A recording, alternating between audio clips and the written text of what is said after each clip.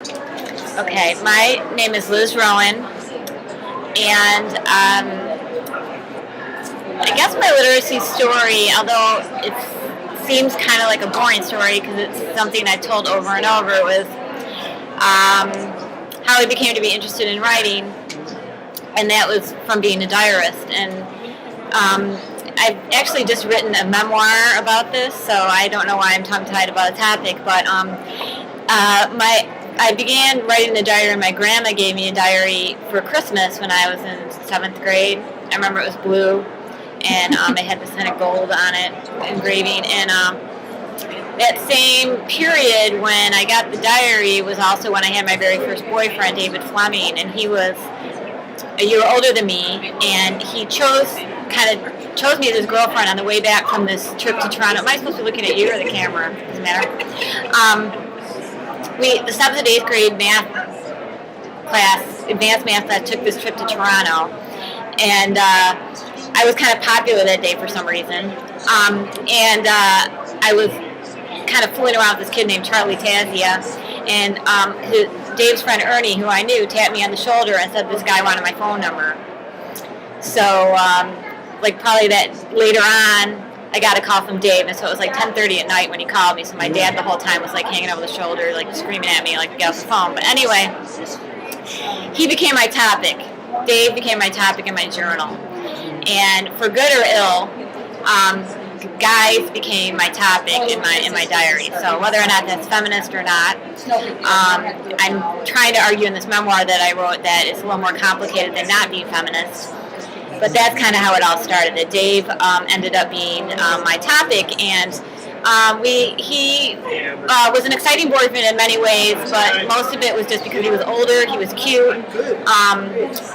probably my first kiss, and then also there was a lot of drama because he was popular, and then his girlfriend who he broke up with to date me got all these 8th grade girls to be angry at me. So there was drama in that first diary. There was lots of drama. So if I really think about sort of how Dave influenced my writing, and he also influenced my high school career, coincidentally enough, he was also a writer. And since my dad was a newspaper reporter, being attracted to a writer was a little bit Freudian, but also I think that we were similar in the sense that we lived in a wealthy community, but we didn't necessarily have a lot of money, and we both sort of knew that if we were going to make it out, quote unquote, we'd have to work hard.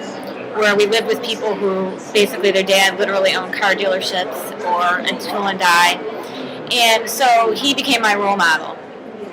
And so in that sense, but it was also painful too because he also, my best friend actually ended up dating him, so there's a lot of pain.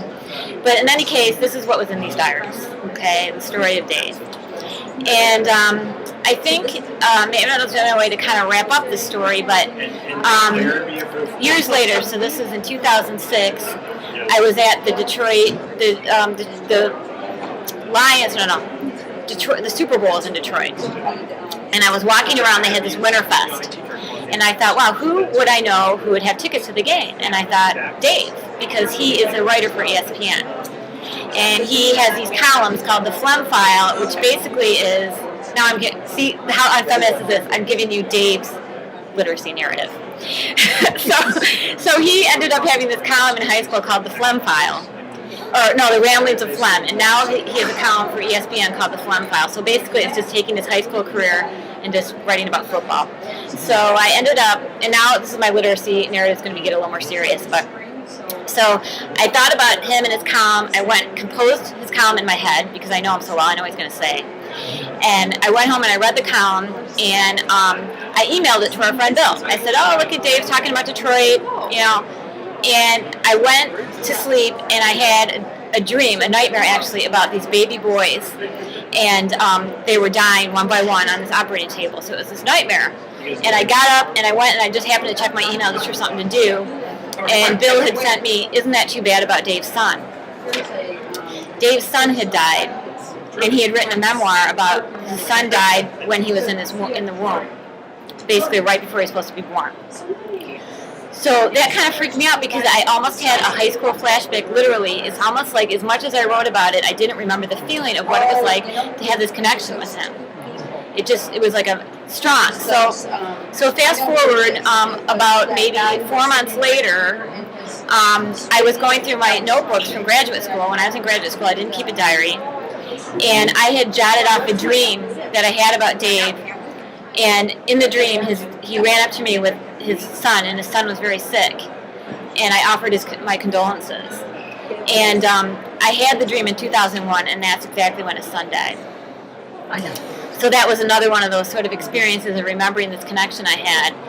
So I ended up reading Dave's memoir, and it was very emotional to read that. I mean, I know that when we're in academia, we know people who write books, but not people that we kind of grew up with. So it was a weird experience of reading the sequel. So I do feel like since we're both writers, there's still that competitive spirit, because I really feel like he beat me by writing his book first. So I've got to write my book. But his book was literally kind of structured as a rainbow of when basically when his son died, and then when his daughter was born. It's very well written. He's a very, very good writer.